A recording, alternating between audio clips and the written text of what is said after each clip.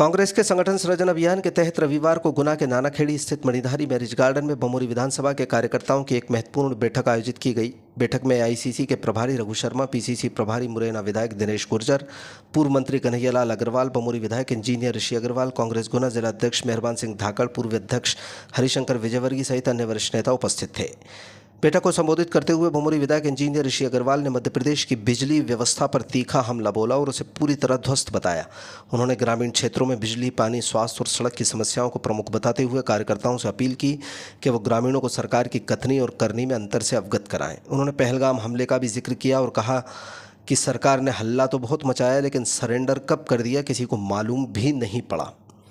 AICC प्रभारी रघु शर्मा ने पहलगाम हमले के बाद घटनाक्रम पर बोलते हुए कहा कि सेना ने दिलेरी दिखाई। अमेरिका के दखल के बाद केंद्र सरकार ने सीज़ फायर क्यों कर दिया। उन्होंने कहा कि पहले कश्मीर मुद्दा भारत और पाकिस्तान के बीच था, लेकिन अब ट्रंप ने इसमें दखल देकर इसे सुलझाने की बात कही है, जो भारत के लिए फजीहत का विषय है। उन्होंने भाजपा पर बेशर्मी से वोट की खातिर कुछ भी करने का आरोप लगाया और कहा कि अब वो घर घर सिंदूर बांटने की प्लानिंग कर रहे थे। शर्मा ने 1971 का युद्ध का हवाला देते हुए इंदिरा गांधी की नेतृत्व व क्षमता की सराहना की। उन्होंने कहा कि इंदिरा गांधी ने कभी भी 56 इंच के सीने की बात नहीं की, लेकिन पाकिस्तान के 2 टुकड़े करके बता दिए। 93,000 पाकिस्तानी सैनिकों से आत्मसमर्पण करा दिया। नरेंद्र मोदी पर उन्होंने 56 इंच के सीने का बार बार दावा करने का तंज कसा।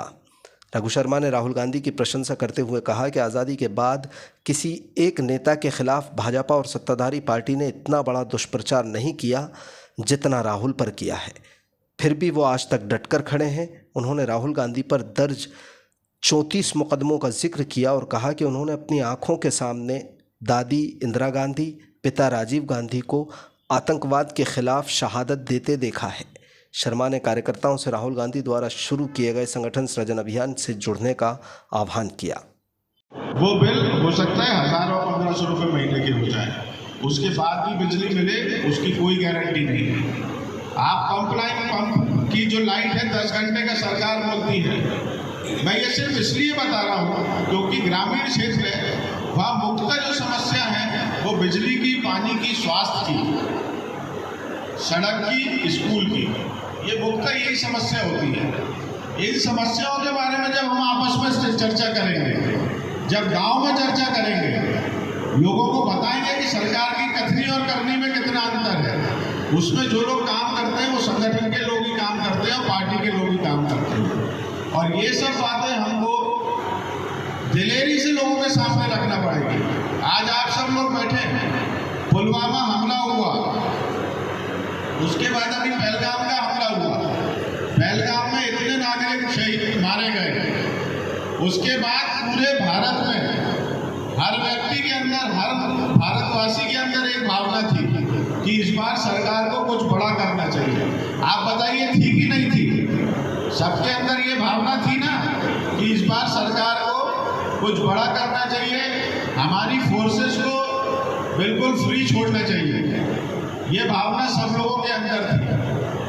हमारे जो नेता हैं राहुल गांधी जी, हमारी जो पार्टी है, जितने भी सांसद हैं, सब लोगों ने, पूरे देश ने, जितना भी विपक्ष है, उन सब लोगों ने इस बात का समर्थन किया कि हम इस घड़ी में पूरी सरकार के साथ हैं और सरकार जो चाहे वो करे।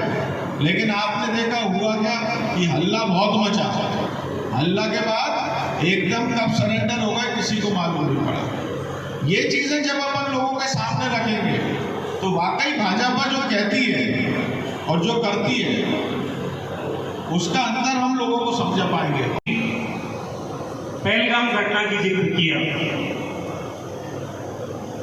मुझे याद है और आपको भी याद होगा अच्छी तरह से, इससे पहले पाकिस्तान से लड़ाई जब इंदिरा गांधी जी प्रधानमंत्री थी 1971 के अंदर हुई, और 1971 से पहले 2 पाकिस्तान थे। हमारे दाहिने हाथ की तरफ भी पाकिस्तान था और हमारे बाएं हाथ की तरफ भी पाकिस्तान था। 2 तरफ से घिरे हुए थे। 71 की लड़ाई में इंदिरा गांधी जी ने 2 टुकड़े किए पाकिस्तान के और बांग्लादेश बना दिया।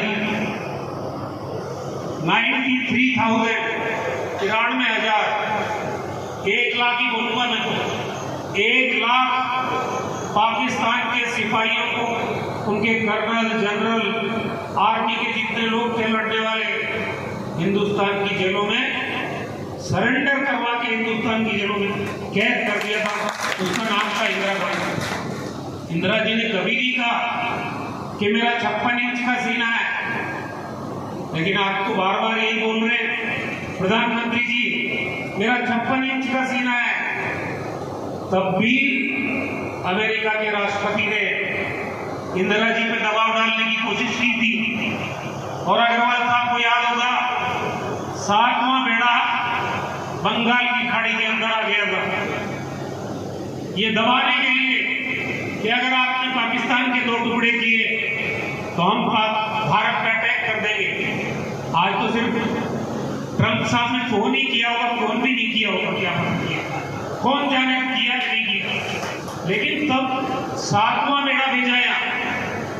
और इंदिरा गांधी ने कहा कि मिस्टर निक्सन, ये आपका धंधा नहीं है, ये 2 मुल्कों के बीच की लड़ाई है, तुम्हारा इसमें कोई लेना देना नहीं, ले जाओ अपना बेड़ा। ये सच्चाई है। आज हालत क्या हो रही है ना, हमारे जो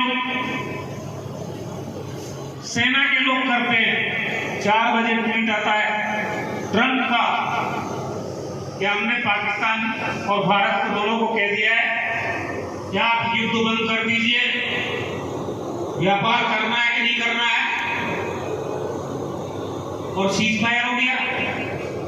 और एक बड़ी बात कही, आज तक पाकिस्तान के कब्जे में जो कश्मीर है वो दो देशों के बीच का मामला था, हिंदुस्तान और पाकिस्तान के बीच में। वो कहते हैं हमारा कश्मीर है, हम कहते हैं हमारा कश्मीर है। ट्रंप साहब ने क्या कह दिया कि हम सुलझा देंगे, मतलब तीसरे देश की मध्यस्थता हुई तो तुम्हारा तो कोई लेना नहीं है।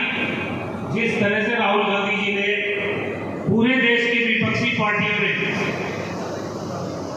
भारतीय जनता पार्टी की सरकार को समर्थन दिया, देश की जनता क्या उम्मीद कर रही थी कि वो जो बचा हुआ आधा कश्मीर है जो पाकिस्तान के कब्जे में है, ये 56 इंच वाला आदमी लेके आ जाएगा, यही तो कर रहे थे।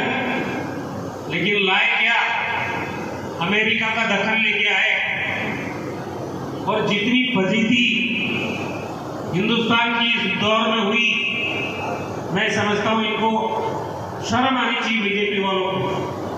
फिर भी इतने बेशर्म लोग हैं कि आप सिंदूर बांटने का प्रोग्राम कर रहे हैं घर घर। इनको न देश से मतलब है ना किसी और से, इनको सिर्फ वोट चाहिए, वोट, और वोट के खातिर ये कुछ भी कर जाएंगे। इस तरह का शर्मनाक वाकया हमारे साथ, पूरे देश के साथ इन बीजेपी वालों ने किया। चलिए, ये तो बात आ गई, इसलिए मैंने कहा